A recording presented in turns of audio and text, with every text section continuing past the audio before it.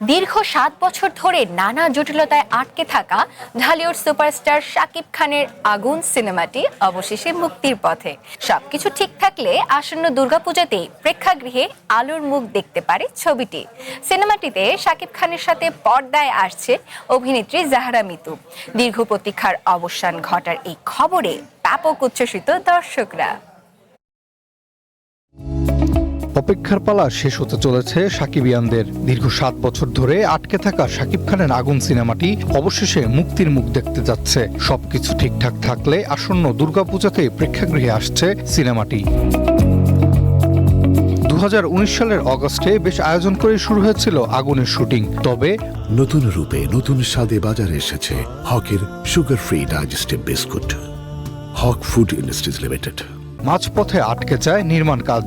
এরপর ২০২২ সালে ফের শুটিং শুরু হয়ে প্রায় ৮০% কাজ শেষ হলেও ছবিটি আটকে যায় পোস্ট প্রোডাকশনের টেবিলে। এদিকে বর্তমানে সিনেমাটির ডাবিং, কালার গ্রেডিং সহ অন্যান্য কারিগরি কাজ দ্রুত শেষ করা হচ্ছে। পরিচালক বদিউল আলম খোকন জানিয়েছেন, দুর্গাপূজাতেই আগুন মুক্তি দেওয়ার লক্ষ্য নিয়ে দিনরাত কাজ করে এগোচ্ছে তাদের পুরো team.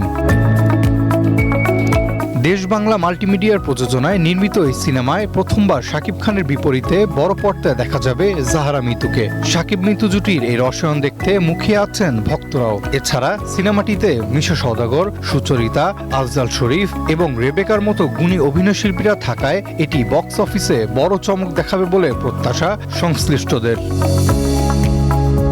Arafat Yasar, one entertainment.